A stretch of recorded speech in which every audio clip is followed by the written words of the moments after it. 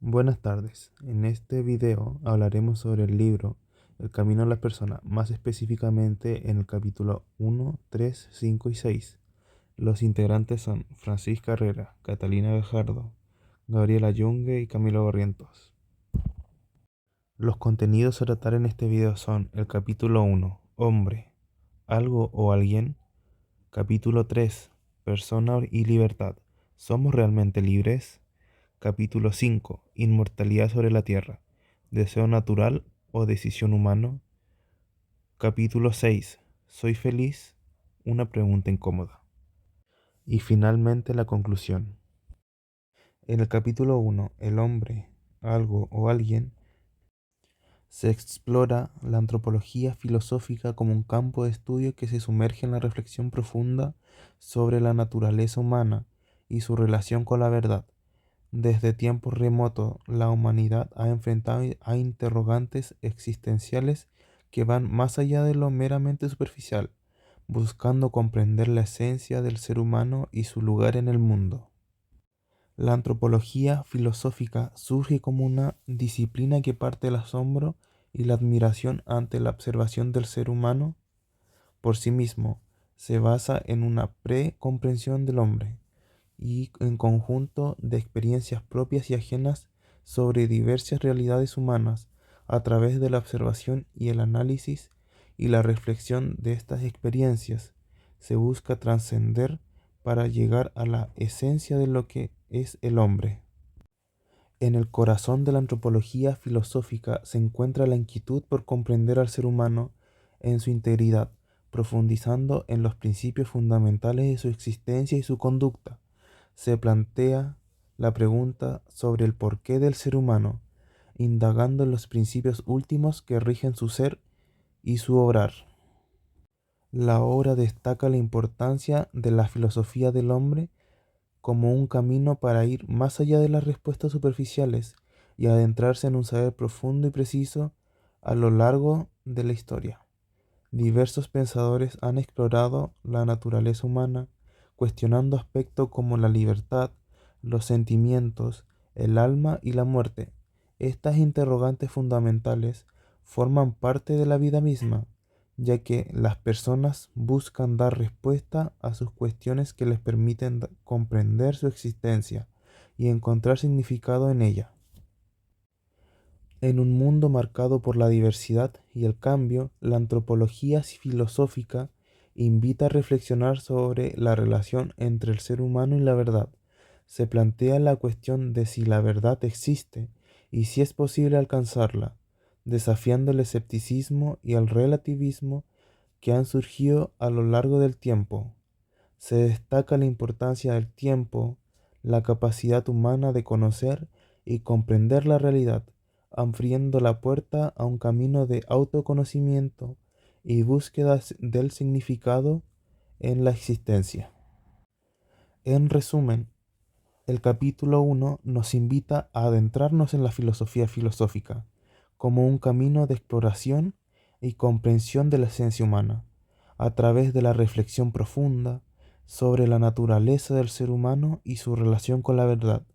Se abre la posibilidad de encontrar significado y trascendencia en medio de la complejidad de la existencia. Bueno, el capítulo 3 se titula Persona y libertad. ¿Somos realmente libres? Y este capítulo se divide en 6 partes, las cuales contienen subtítulos que a continuación vamos a destacar los puntos más importantes de cada uno de ellos. Bueno, entrando en el capítulo, en la introducción de este capítulo podemos destacar que se plantea una reflexión sobre la naturaleza de la libertad humana, la cual cuestiona si realmente somos libres o si nuestras decisiones están determinadas por ciertos factores. También se mencionan a ciertos filósofos, como por ejemplo Marx y Freud, los cuales han influenciado en una visión más pesimista de la humanidad, los cuales sugirieron que las restricciones a la libertad nos reducen a acciones que podrían ser consideradas como impulsadas por pasiones inútiles o un mero ser para la muerte.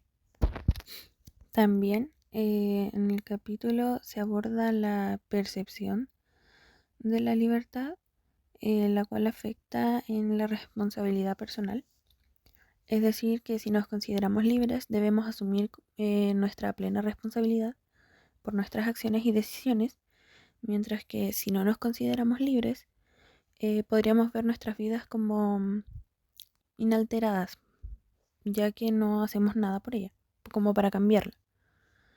Em, ser libre implica una mayor carga de responsabilidad, pero también se presenta como un camino hacia conseguir la felicidad y la realización personal. Por último, por último de la introducción, se nos invita como a reflexionar sobre la interdependencia como del concepto persona y libertad, ya que con la influencia de Tomás Aquino y Aristóteles sobre el ser humano, que lo ven como un animal racional, donde el cuerpo y el alma son interdependientes y por lo tanto la libertad es una condición como esencial de la humanidad. Y la pregunta que se plantea en sí el capítulo es si somos verdaderamente libres y cómo esa libertad se puede afirmar o perder junto con nuestra propia identidad como persona. Hombre y persona. El ser humano se puede diferenciar de otros seres vivos ya que posee un alma racional, lo cual no solo influye como en las características físicas, sino que también en nuestra naturaleza espiritual, ya que la dualidad cuerpo y alma es fundamental en este caso para entender el concepto de condición humana, em, ya que se considera al ser humano como un animal racional, lo que permite profundizar en interrogantes como ¿qué, qué somos o quién soy? Destacando los aspectos universales de la humanidad como la individualidad de cada persona, y también se destaca el concepto de noción de persona, el cual emerge como una identidad propia y exclusiva, distinta del concepto que sería el ser humano, que subraya como los rasgos que compartimos todos. Además, se destaca que en las culturas griegas y romanas la idea de persona no estaba tan desarrollada. En cambio, se enfocaba más en la relación entre la naturaleza humana, el orden natural y los dioses. Origen etimológico del término persona. El término persona tiene su origen en el griego prosopon, que se traduce como aquello que se pone frente a los ojos. Este término era usado para referirse tanto al rostro como a las máscaras utilizadas en el teatro antiguo. Este concepto evolucionó con el tiempo, en donde persona derivó del personare. Este término significa sonar a través de o sonar con excelencia. También se destaca que en el ámbito jurídico romano el concepto de persona se amplió para incluir a aquellos que tenían voz propia y derechos en la esfera pública, aunque estas dependían de factores externos como la edad, el estatus y la posesión de bienes. Origen del concepto persona. El concepto moderno de persona se transforma gracias al cristianismo, que introduce la idea de igualdad y dignidad de todos los seres humanos, viéndolos como imagen y semejanza a Dios. Durante el siglo V, en medio de debates teológicos, el filósofo romano Boecio define persona como sustancia individual de naturaleza racional. Por ende, esta definición destaca la individualidad y la racionalidad como características esenciales. Además, aparece otro concepto de encarnación, el cual fusiona lo divino y lo humano. Así, de esta forma, la noción del concepto persona se convierte en un pilar central en la teología cristiana como en la filosofía occidental en la comprensión de la humanidad. Persona, estudio y análisis de la definición. Tomás de Aquino profundiza en la definición de Boecio, la cual fue mencionada anteriormente, considerándola como relevante. Además destaca la individualidad y la singularidad como características distintivas de las sustancias racionales como lo son los seres humanos, ya que no solo son capaces de ser movidos, sino que también actúan por iniciativa propia.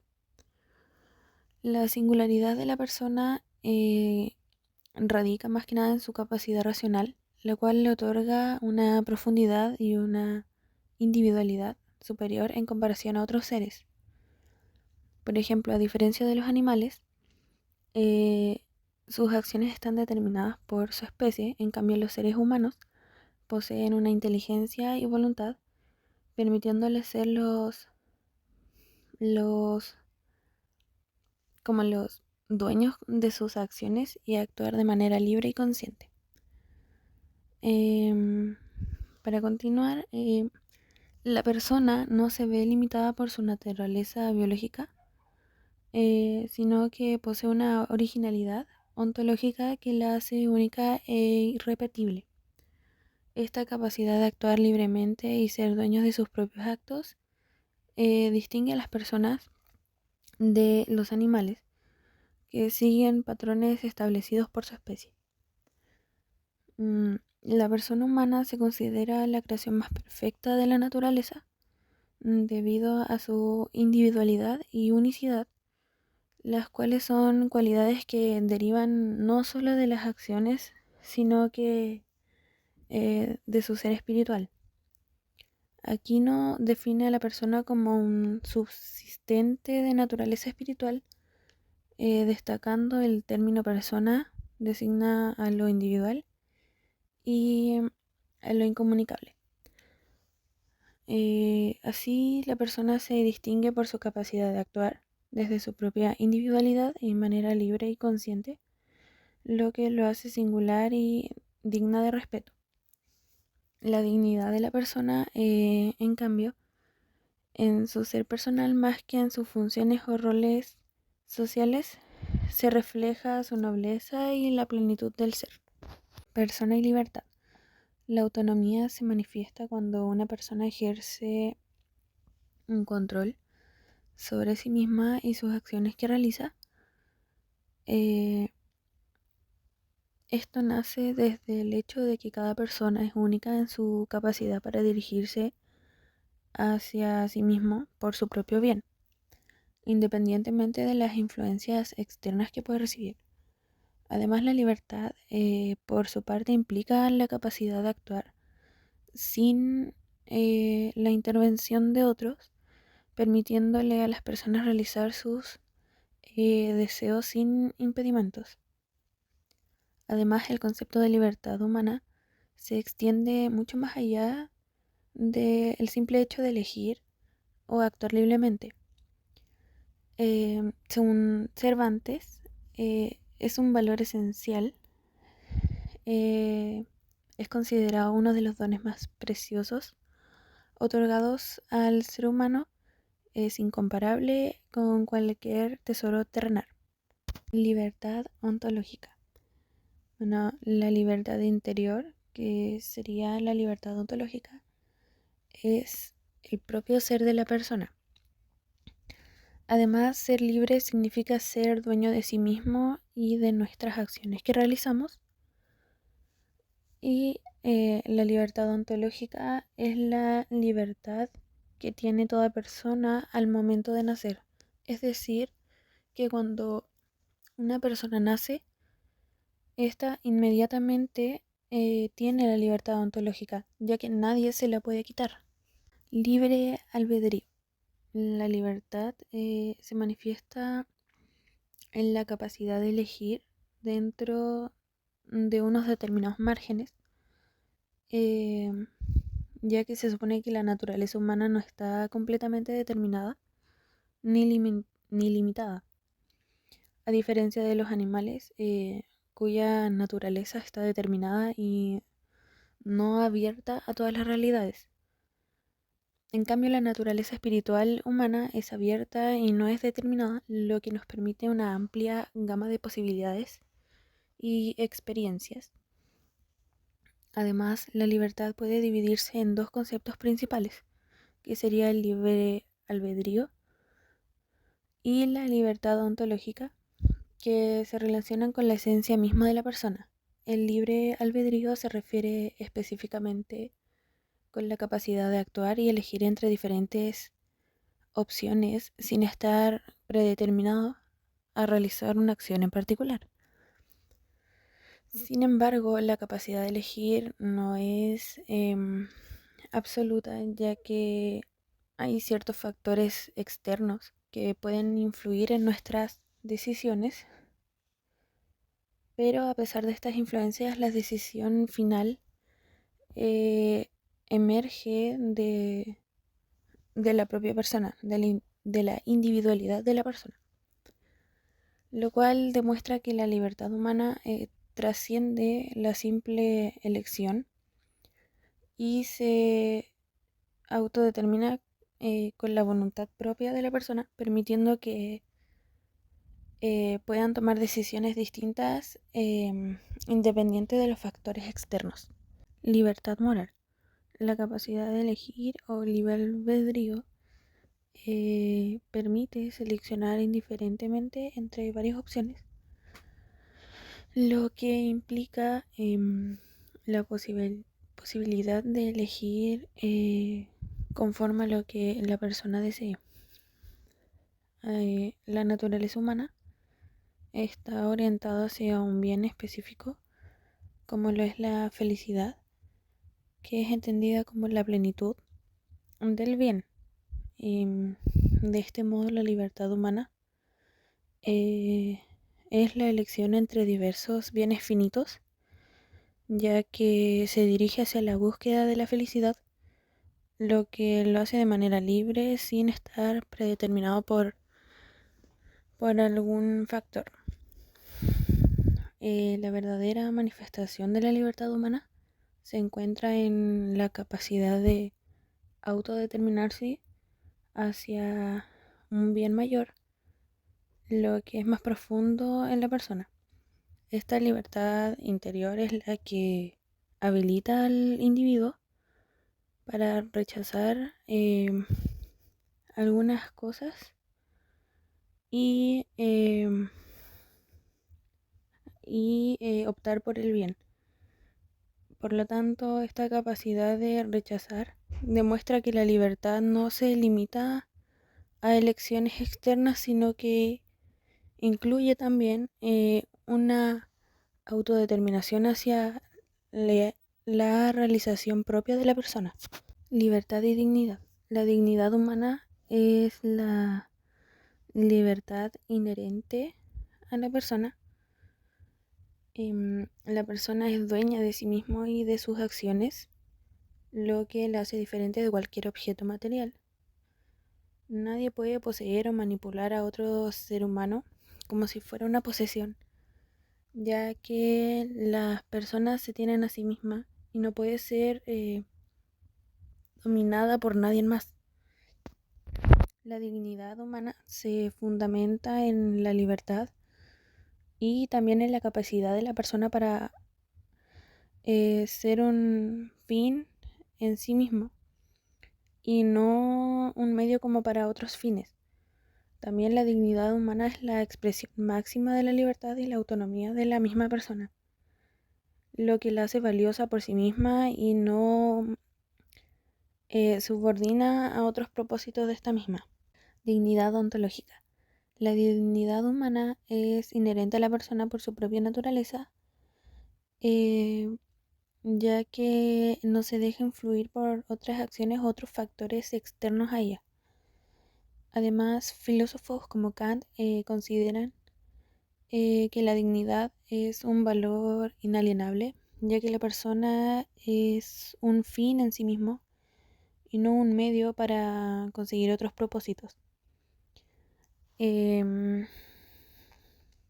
Bueno, esta independencia define lo que es la dignidad humana, la cual surge de la interioridad del ser personal y no depende de las percepciones de los demás.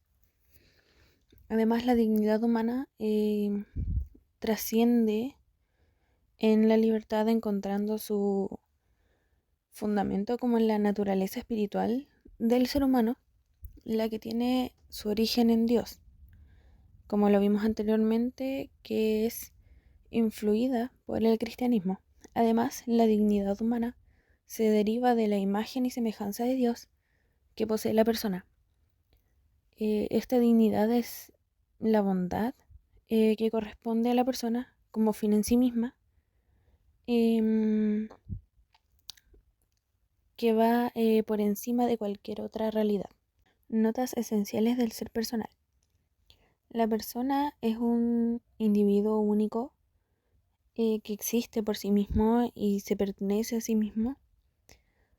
Además, la persona implica ser un objeto libre y digno. Por otra parte, la libertad y la dignidad no son unas simples características de la persona, sino que constituyen a la persona, ya que son esenciales y fundamentales para entender lo que significa ser persona.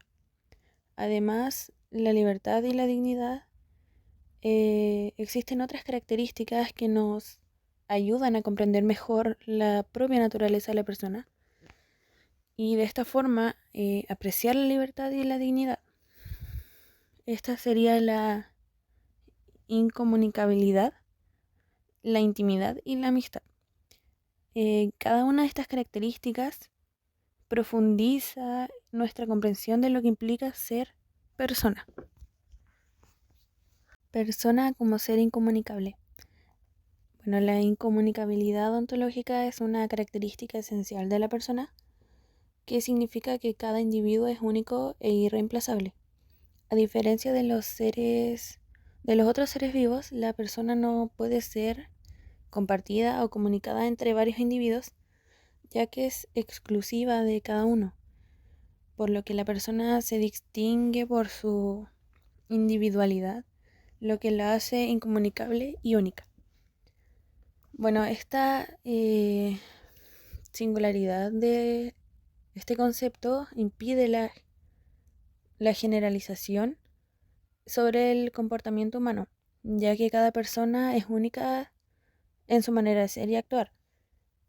También la incomunicabilidad nos lleva como al respeto hacia cada individuo. Lo que trata de evitar son las etiquetas y prejuicios que se puedan decir, y de esta forma reducir la dignidad de la persona.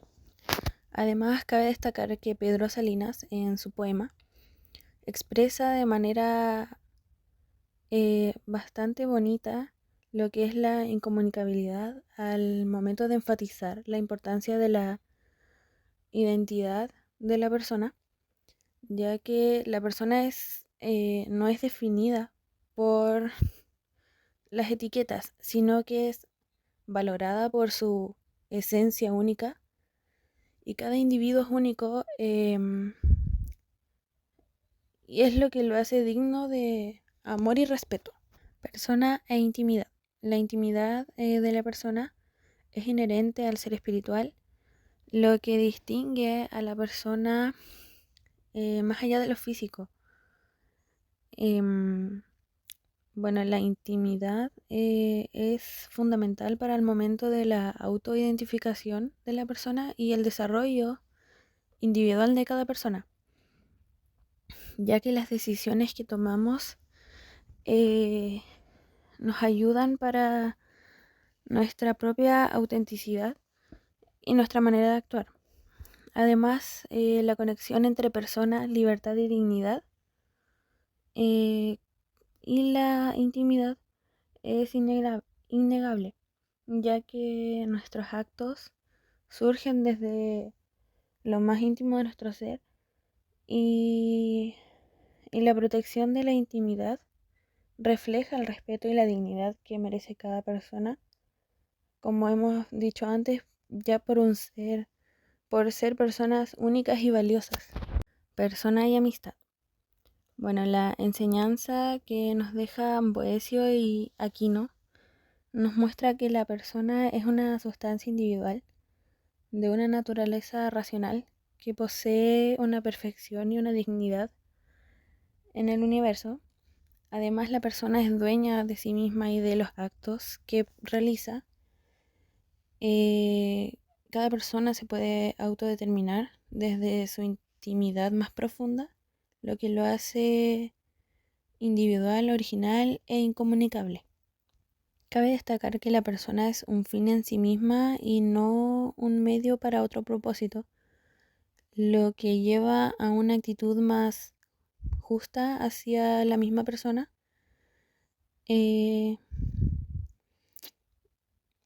Además, este tipo de amor que se puede llegar a tener por la actitud justa se centra en el deseo del bien propio de la persona, que lleva a respetar la dignidad y no reduce a la dignidad a un objeto de utilidad.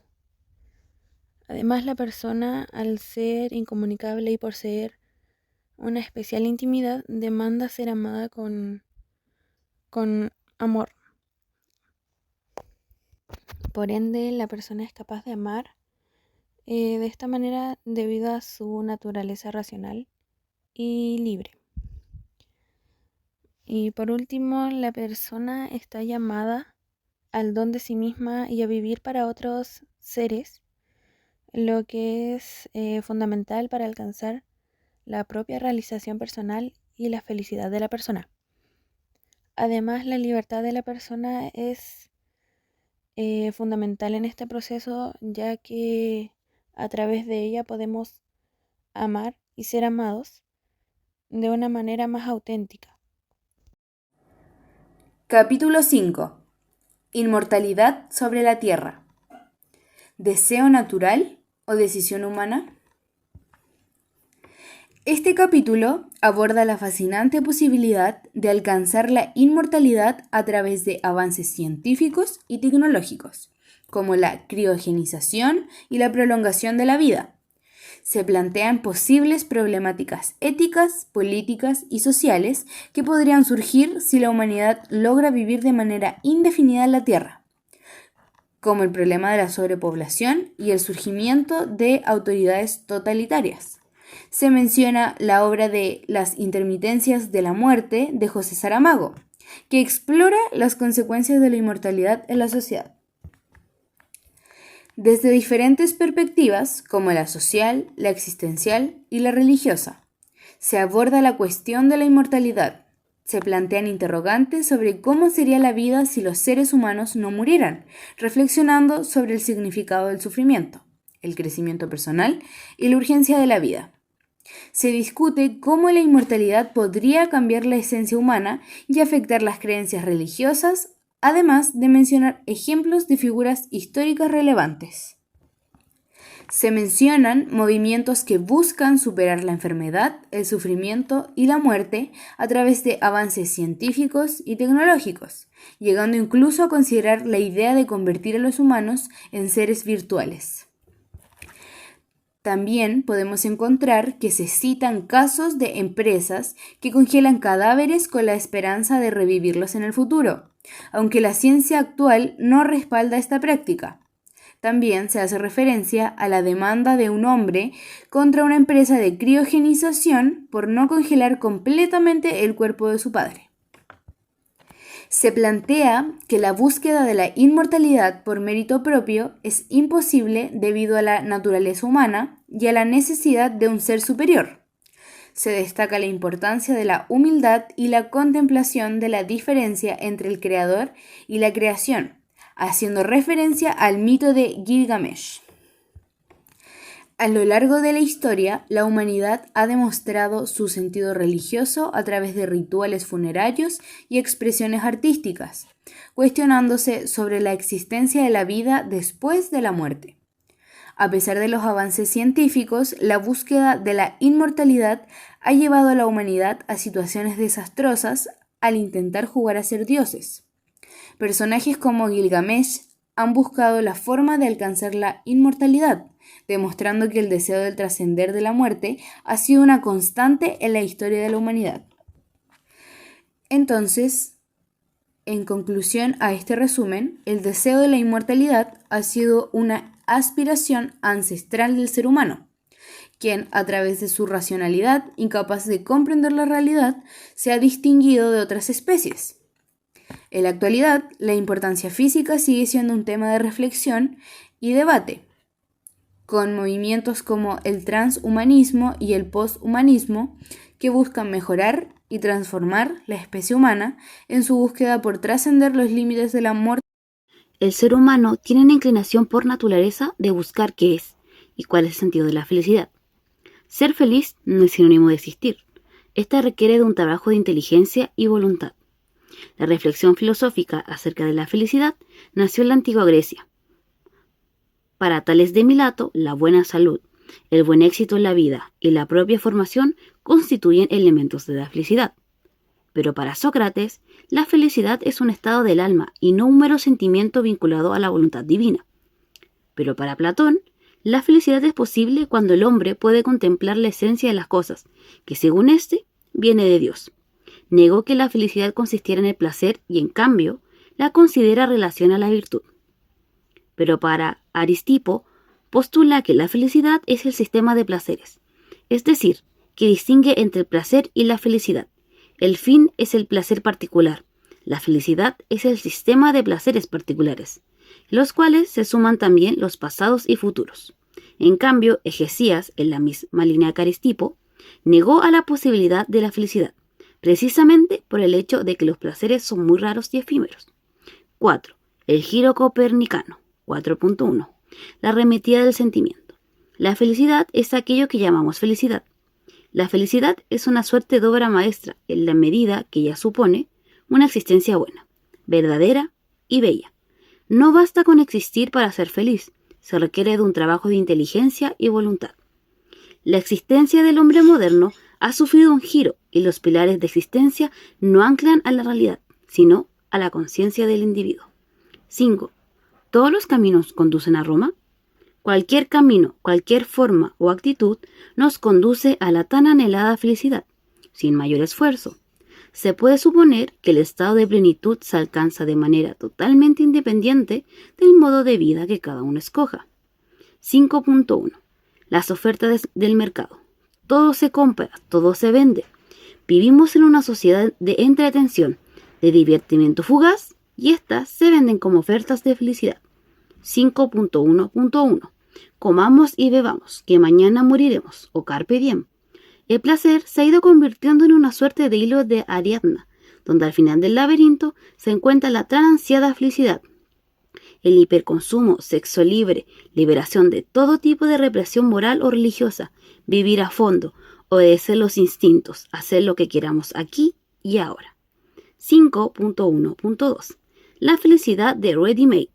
El problema no es adquirir bienes, es el afán desordenado de adquirirlos para sentir un ápice de la felicidad al adquirir algo nuevo que vieron en la publicidad. Aquí se pudiera ocupar la frase que dice, el dinero hace la felicidad. 6. Aproximación a la felicidad. La felicidad es aquello que buscamos por sí mismo y no por otra cosa. Esta es algo estable con el tiempo. Buscar la felicidad no es otra cosa que buscar saciar la voluntad de encontrarla. Esta es un estado permanente del alma, en la cual la voluntad se encuentra saciada. 7. ¿Cuáles son los bienes que al hombre son debidos? Bienes del cuerpo, es decir, salud, bienes materiales y bienes del alma, como el amor y la compañía. 8. ¿Podemos ser felices? Está claro que no podemos ser absolutamente felices, ya que se requiere de un conocimiento y amor a Dios perfecto y permanente, de tal modo que no nos quede por de ser y que el temor a perderlos no ensombrezca dicha posesión. Para alcanzar la felicidad se debe de recorrer un largo camino de aprendizaje, con obstáculos varios en su gran mayoría, obstáculos internos, y uno de estos es la soledad. Como grupo, destacamos los siguientes conceptos relevantes de la lectura: naturaleza humana, reflexionar, libertad, felicidad, ser racional, dignidad.